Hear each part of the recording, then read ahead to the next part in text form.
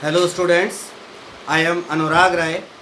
In this video, I am going to explain poem 5 from your poetry section, English Literature Hornbill NCERT class 11th.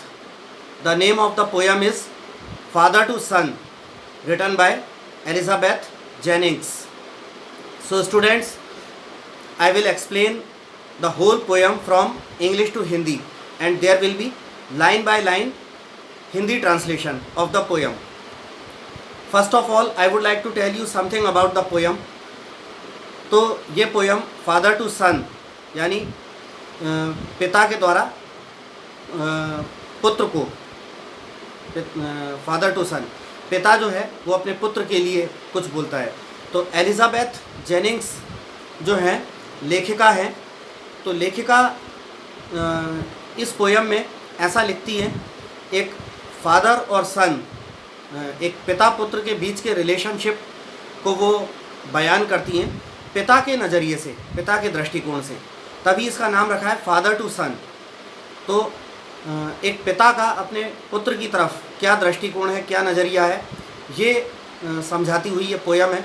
लेकिन विशेष तौर पे ये poem इस बात पे इशारा करती है कि आज जिस तरह से पिता और पुत्र के बीच दूरियां बढ़ रही हैं, या कई बातों को लेकर पिता और पुत्र के बीच में बहुत ज़्यादा अनबन, बहुत ज़्यादा मनमुटाव और वाद विवाद रहता है, ये पोयम उस चीज़ को प्रस्तुत करती है. क्योंकि आज के ज़माने में हर पिता ये चाहता है कि उसका बेटा, उसका पुत्र उसके अनुरूप, उसके अनुसार, उसके नियम कायदों के अनुसार आचरण करे, व्यवहार करे और अपना जीवन उसके अनुसार चलाए. जबकि पुत्र जो है अपनी स्वेच्छा से, अपनी मनमर्जी से अपना जीवन अपने हिसाब से चलाना चाहता है. पिता को जीवन का तजुर्बा है, पिता ने सारे अच्छे बुरे दौर देखे हैं, तो पिता चाहता है कि बेटा उसके हिसाब से काम करे, जिससे वो जीवन में किसी भी क्षेत्र में उसे असफलता हाथ ना लगे. लेकिन बेटे आजकल आमतौर पे क्या होता है कि बेटे अपने बाप की, यानी अपने पिता की बातें नहीं मानते हैं. ज़्यादातर दुनिया में देखा गया है कि बच्चे बड़े हो जाने के बाद, ख़ास तौर पे बेटा अगर है, तो बेटा बाप की बात नहीं मानता. और इसके कारण, पिता की बात ना मानने के कारण पिता और पुत्र के बीच में दूरियां बढ़ती चली जाती हैं. और एक ही छत के नीचे, एक ही घर में रहते रहते दोनों इतने अजनबियों की तरह व्यवहार करते हैं. और जब भी उनके अंदर कोई बातचीत होती है, पिता पुत्र में कोई किसी प्रकार का कम्युनिकेशन होता है, तो वो एक प्रकार का डिस्प्यूट या क्वेरल ही होता है, एक झगड़ा या विवाद का ही कम्युनिकेशन पिता पुत्र में होता है. जैसे जैसे पुत्र बड़ा होता जाता है और वो अपनी मनमर्जी से रहने लगता है, तो पिता और पुत्र में दूरियां बढ़ती जाती हैं. उसको पिता के कष्ट या वेदना को ये एलिजाबेथ जेनिंग्स की कविता प्रस्तुत करती है कि पिता किस प्रकार अपने पुत्र के साथ टूटे हुए संबंध या ख़त्म होते हुए संबंध को लेकर दुखी है, और वो वापस अपने पुत्र के साथ संबंध अच्छे स्थापित करना चाहता है, वापस पिता पुत्र के बीच प्यार कायम करना चाहता है. So in the first stanza the poetess says, I do not understand this child, though we have lived together now in the same house for years. तो कवियत्री लिखती है कि एक पिता है जो कि कहता है कि मैं इस लड़के को समझ नहीं पाता हूँ, हालांकि हम इतने वर्षों से दोनों लोग साथ साथ एक ही घर में रह रहे हैं, फिर भी मुझे ये लड़का समझ में नहीं आता.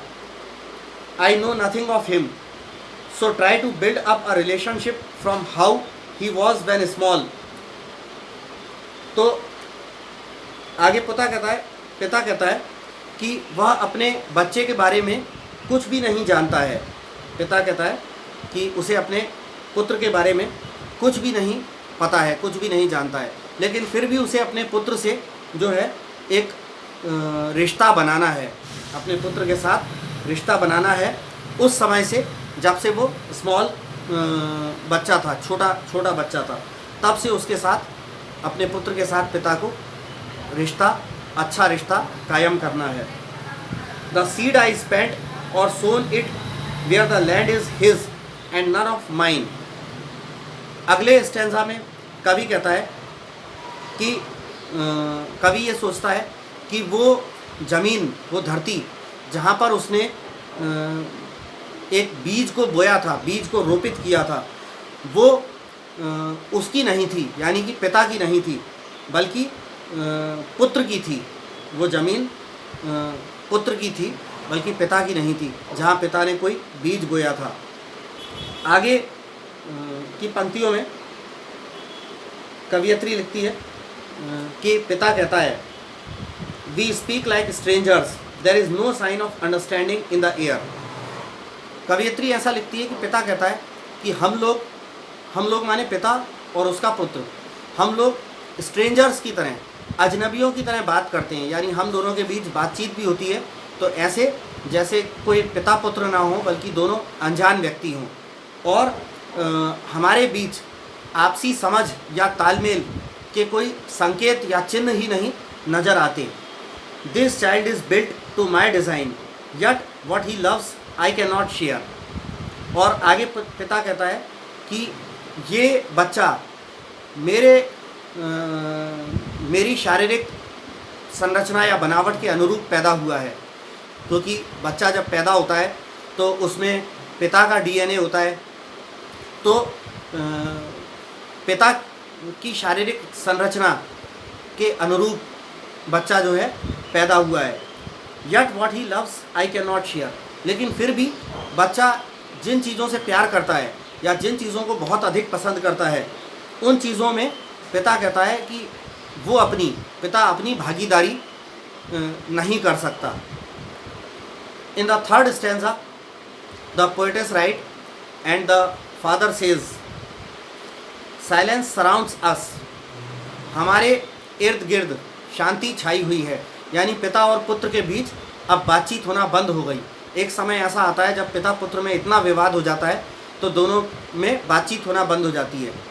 आई would have him prodigal returning to his father's house, the home he knew father then see him make and move his world. आगे पिता कहता है कि पिता चाहता है कि उसका खर्चीला बेटा बाहर जाकर अपना संसार बनाने और अपना संसार बसाने, उसका खर्चीला बेटा बाहर जाकर अपनी दुनिया बनाने और बसाने की अपेक्षा या बेहतर होगा कि वह अपने पिता के घर लौट आए, जिस घर को वह अच्छे से बचपन से जानता है, वहाँ लौट आए।